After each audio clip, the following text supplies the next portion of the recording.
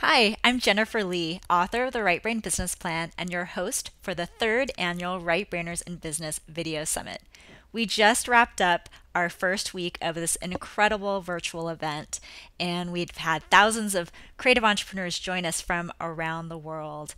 And if you've missed it, I wanted to give you some highlights of our amazing guest speakers that have shared their wisdom with us throughout the week so you can get a taste of what you missed.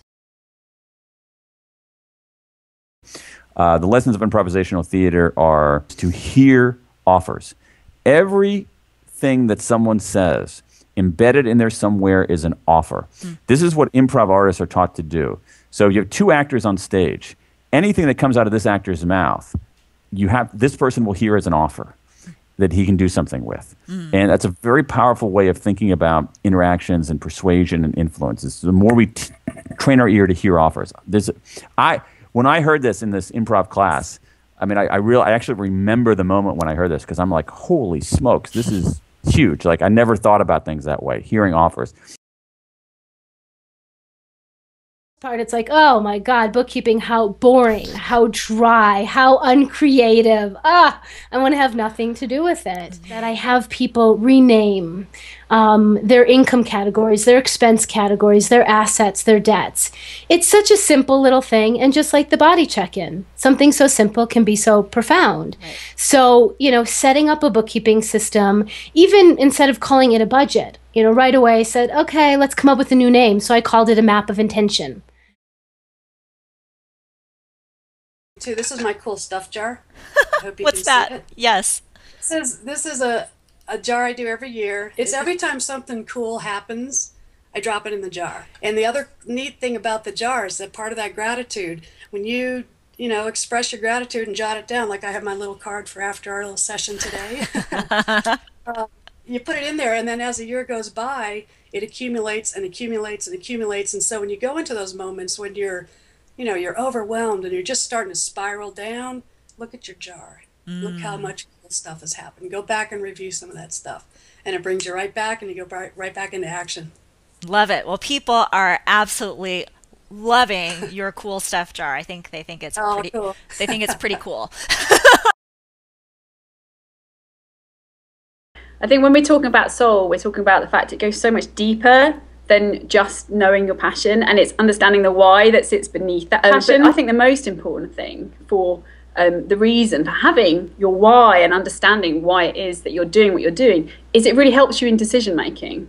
Just knowing your passion doesn't actually influence your decision making at all, but understanding the real root of your business, the soul of your business, can help. But it is quite a hard concept to get your head around. So maybe Kerri Rae, you could give an example from your business to explain. Yeah. So using my work as an example, I have a strong passion about painting.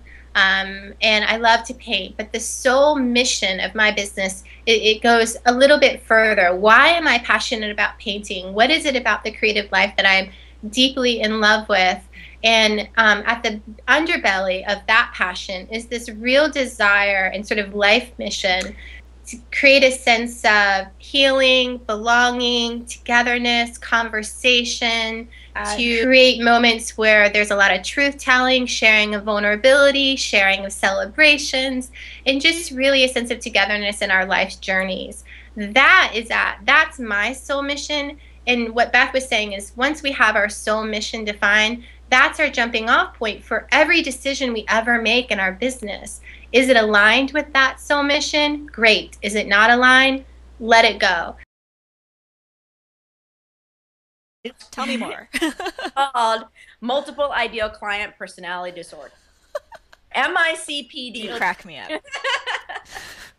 So the reason why I came up with the name is because it is very common for people to have lots of different groups or types of clients, or even multiple products and programs in their head, like spinning, and that's what we do. And so we feel like we're looking over here, and then we're looking over there, and we're really never super present with that one ideal client group, that one product and program, enough to really go deep with that message and get clear. It's very tempting to talk to everyone, but if you're marketing to everyone, you're marketing to no one.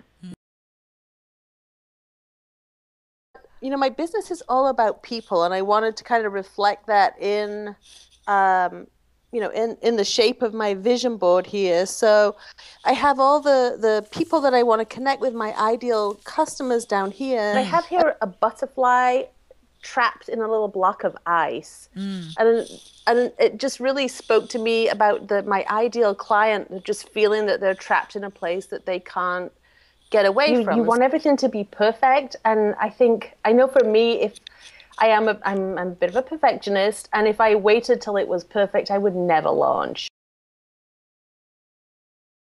The distinction I want to make here is that making content is the first step, but actually sharing it and distributing it is also equally important. So one simple way to get started, for example, would be that when you post to your site, like if you post on your blog, for example, that maybe you share that link in Facebook or you share it on Twitter. There's a change in the search engines lately where they're really valuing links that come from social sites like Facebook or Twitter or Pinterest even also. And so the more that you can share your content in those areas, the faster benefit you'll see. That same day, I got off my coaching call with you, Jen, and I wrote a newsletter and I shared the photo when I sent it out. And I have to tell you, on our call together, you had said, I was struggling about finding my niche and all that kind of crap. And you said, how about just finding your ideal client? And you do that by showing up as authentically you. And that's when you challenged me to write that in a newsletter. And that newsletter and that blog post got the most response immediately. Right. And I actually had a new client write me and say, I was referred to you. I checked out your website. And I know I definitely want to chat with you about working together. Number one, you swear. Like a sailor. Pretty inspiring stuff, right? It's business that speaks your right brain language, and I know you're going to love it. You can join us for free for our final week of the summit next week. You can grab your seat at rightbrainersinbusiness.com, and I hope that you get to join us live and get to feel the energy of the chat room and connecting with right brain entrepreneurs from around the world. Hope to see you there. Thanks.